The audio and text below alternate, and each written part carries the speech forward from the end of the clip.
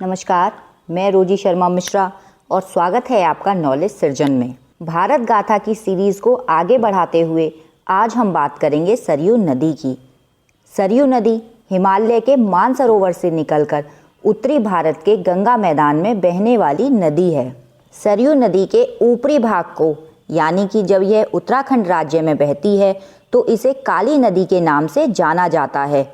मैदान में उतरने के पश्चात इसमें कर्नाली नदी आकर मिलती हैं और इसका नाम सरयू हो जाता है। उत्तर प्रदेश के पश्चिमी क्षेत्रों में इसे शारदा भी कहा जाता है। सरयू नदी उत्तराखंड, उत्तर प्रदेश और बिहार राज्य से होकर गुजरती है। नदी की कुल लंबाई 350 किलोमीटर है। सरयू नदी बलिया और छपरा के बीच में गंगा में मिल जाती है।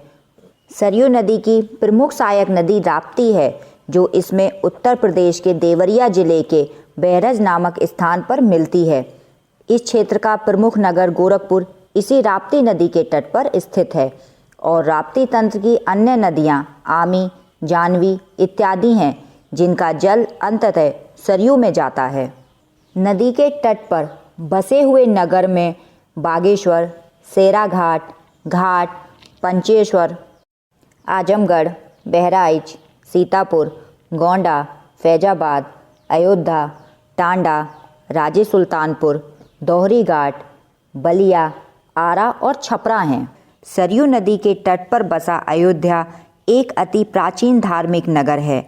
मान्यता है कि इस नगर को मनु ने बसाया था और इसे अयोध्या का नाम दिया, जिसका अर्थ होता है अयुद्ध, अर्थात जिसे युद्ध के द्वारा प्राप्त ना किया जा सके। इसे कौशल जनपद भी कहा जाता था। पौराणिक मान्यताओं के अनुसार अयोध्या में सूर्यवंशी, रघुवंशी, अकरवंशी राजाओं का राज हुआ करता था, जिसमें भगवान श्री राम ने अवतार लिया। अयोध्या तक यह नदी सरयू के नाम से जानी जाती है, लेकिन उसके बाद यह नदी घाघरा के नाम से जानी जाती है। भगवान श्री राम के जन्म स्थान अयोध्या से होकर बहने वाली इस नदी का हिंदू धर्म में विशेष महत्व है। यह नदी का वर्णन ऋग्वेद में भी मिलता है। वाल्मीकि रामायण के कई प्रसंगों में इस नदी का उल्लेख आया है।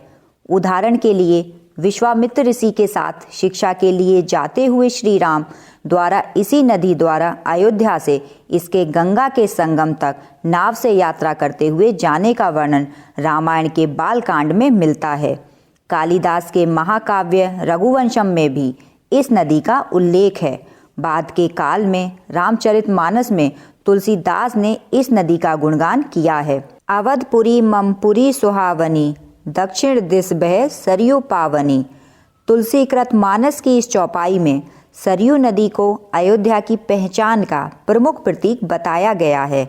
भगवान राम की जन्मभूमि अयोध्या हिंदुओं के प्राचीन व 7 पवित्र तीर्थ स्थलों यानी कि सप्तपुरियों में से एक है।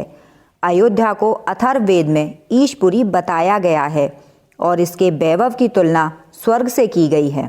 दिवाली के अवसर पर रामलला की सजी हुई अयोध्या को देखकर तो स्वर्ग की अनुभूति आप भी कर सकते हैं। पुराणों में वर्णित है कि सरयू भगवान विष्णु के नेत्रों से प्रकट हुई है।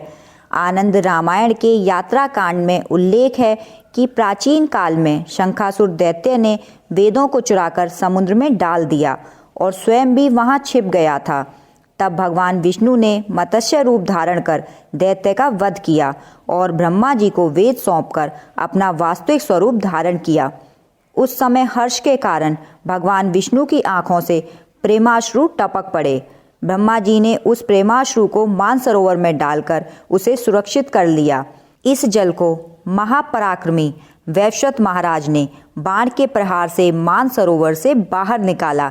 यही जलधारा सरयू नदी कहलाई। रामायण के अनुसार भगवान राम ने इस नदी में प्रवेश करके जल समाधि ली थी।